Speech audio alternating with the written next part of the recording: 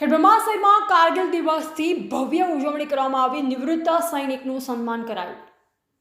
26 જુલાઈના દિવસે તત્કાલીન વડાપ્રધાન અટલ બિહારી વાજપેયી દ્વારા કારગિલ દિવસ જાહેર કરવામાં આવ્યો હતો। આ દિવસે ખેડબ્રહ્માના હળદસમા સરદાર ચોક ખાતે સરદાર વલ્લભભાઈ પટેલની પ્રતિમાને તેમજ લક્ષ્મીપુરા 4 રસ્તા ડૉક્ટર બાબા સાહેબ આંબેડકરજી રાષ્ટ્રીય વિભૂતિઓની પ્રતિમાને સ્વચ્છ કરી કારગિલ વિજય દિવસ નિમિત્તે ફૂલહાર અર્પણ કરવામાં આવ્યા।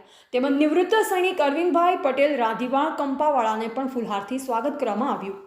સાલ ઉઢાડી સન્માન કરવામાં આવ્યું। આ પ્રસંગે તાલુકા ભારતીય જનતા પાર્ટીના પ્રમુખ હિતેશભાઈ પટેલ, નગરપાલિકા પ્રમુખ પ્રિયંકાબેન ખરાડી, ઉપપ્રમુખ રાજેન્દ્રસિંહ ચૌહાણ તેમજ નિકુંજ રાવલ, શહેર મહામંત્રીઓ ચેતનભાઈ મોદી, ભાવેન્દ્રસિંહ સોલંકી, હંસાબા ચૌહાણ તેમજ અરવિંદભાઈ રાવલ, અરવિંદભાઈ ઠક્કર, મિલન પટેલ, સુરેશભાઈ પટેલ તેમજ અન્ય કાર્યકરો હાજર રહ્યા।